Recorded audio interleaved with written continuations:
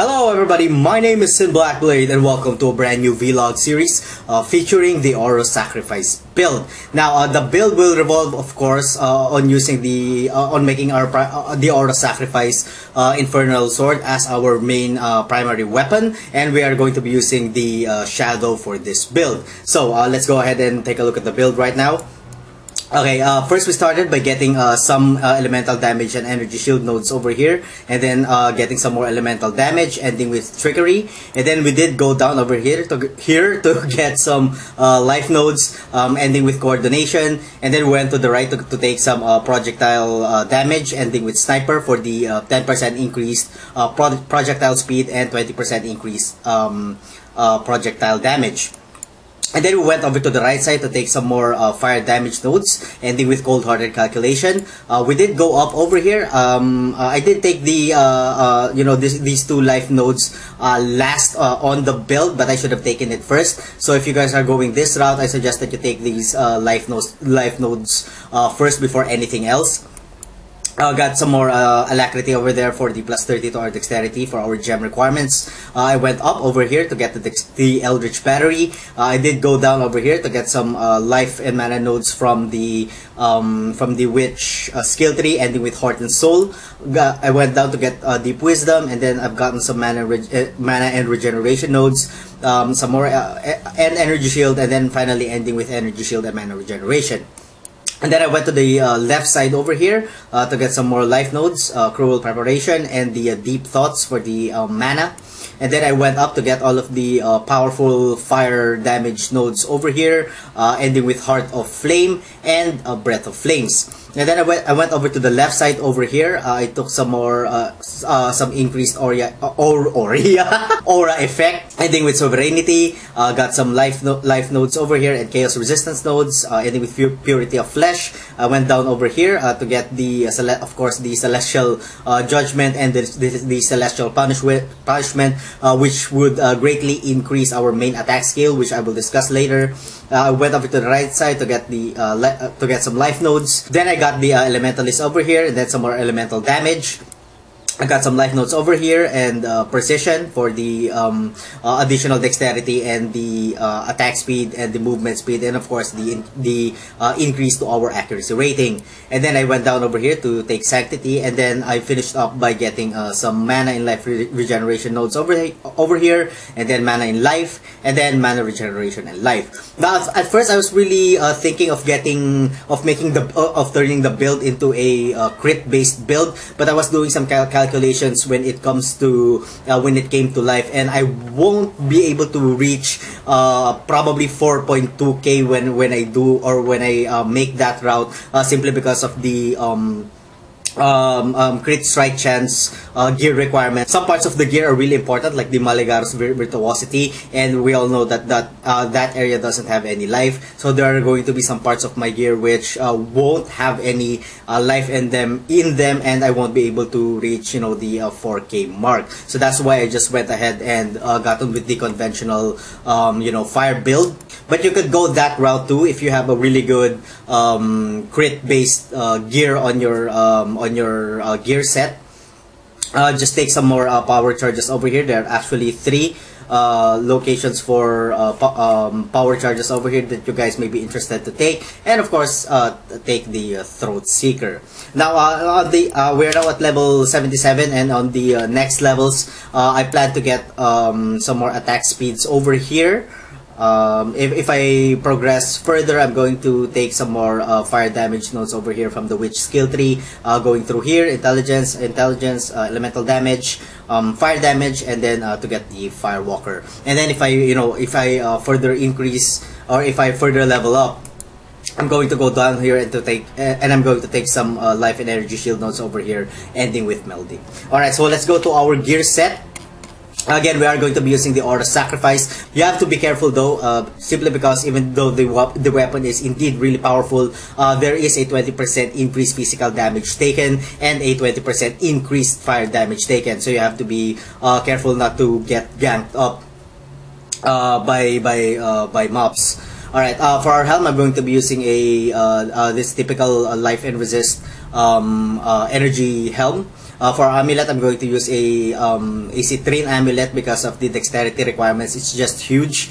And for my ring, I'm going to use a life ring with only one resistance, but it has a huge mana regeneration rate. And for my other amulet, also a huge life and at least 2 resistances and some added fire damage. If you can add, some more added fire damage to your rings and amulet, go ahead and do so, because that's going to help into further increasing your overall DPS. For our armor, we are going to be using this one, typical life and resist. For our gloves, we are going to be using this one for the attack speed, life, and the 2 resistances. Belt, life again, and the 2 resistances. And then for our boots, we are going to be using this unique Legion boots, which is called the Gans Momentum, simply because it adds a 7% chance to ignite, and we get a 15% increased damage against ignited enemies. So that's going to help boost our DPS some more, simply because our main attack is only doing fire damage. So that's going to help a lot. Alright, for for the skill that we're going to use, we are going to be using the Spectral Throw for this build, attached to lesser multiple projectiles, faster attacks, fire penetration, life leech for some survivability, and weapon elemental damage. Now, the skill gem of the weapon elemental damage and the Spectral Throw is still really low, which is at only level 14. So I'm still trying to level up the gems and overall the characters, since we're only at level 77. For other skill gems, for auras, we're going to be using haste, Herald of Thunder, and clarity, all attached to reduced mana. Of course, we are going to be using the Arctic Armour for this build. That's why I took so many mana regeneration nodes over there and some more mana regeneration nodes over here, simply because I wanted to compensate for the Arctic Armour, because this is indeed a really huge help when it comes to mitigating the physical damage and fire damage. Considering, of course, we're located, our build is primarily located over on top, and it will be very difficult for us to reach the iron reflexes, even if we wanted to. Even if I wanted to, we are going to be wasting so much skill points just to get that one. So if we can't get that one, of course we need to use the Arctic Armour. Attach, of course, to enhance, increase duration, and empower. For our skill gems, for our movement skill gem, we are going to be using Leap Slam, attached to faster attacks. And for our curse, we are going to be using Flammability, attached to increased area of effect. And the typical combination of Enduring Cry, Immortal Call, increased duration, and CWDT. Alright, so when it comes to our DPS, our Spectral Throw is doing 4K. That is without the frenzy charges. I think when the frenzy charges are up, that's going to be 4.3 or 4.2. I believe, with a fire penetration of 37%. And when it comes to our defense, we have capped out all of our fire, cold, and lightning resistance. Regarding the lightning resistance, you guys may want to take a look at taking the natural column over here to increase the maximum lightning resistance by 1%. And now that I'm thinking about it, I'm probably going to get these set of skill nodes next after I finish the life nodes over here, and then I'm probably going to get some more attack speed over here. Alright, so I guess that's about it. Let's get into whoa, easy. Let's get into some gameplay. Why am I lagging and desyncing so much? Oh my god, what is wrong? Really, what's wrong? Alright, anyway. So we have our 3 charges up, and our DPS has increased to 4.2k, 4.292k. Which is, not that bad. The DPS looks really low, but I've been doing pretty well up until level 70 map. Level 70 map. I haven't done, 71 maps and above. I am going to try those, once I get my level into level 80. Alright, so let's go ahead and look for Cole. Alright, I guess this is him. Okay, this is him. Hold on. Whoops! You god damn it. Alright, so you have to be careful because of the. Oh my god, DC! God fucking damn it!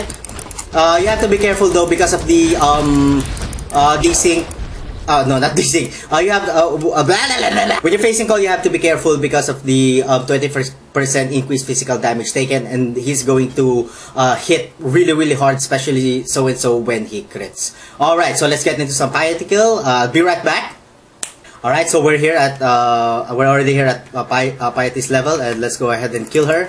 So yeah, the build has been doing okay. The build is still on its prepubescent years, if I may say, and yeah, I expect that with further levels and with the further leveling of the skill gem, the DPS will increase, probably up until, I don't know, probably 5 or 6k. It really depends.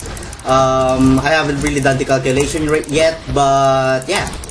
Alright, so let's get into killing piety right now. Oh, please give me something good. No one managed to kill you yet, Exile. Then it seems you've earned my personal attention. Shut up! Alright, so come on. Do not go anywhere. Where the hell did she go? Where the hell? There she go. There she is.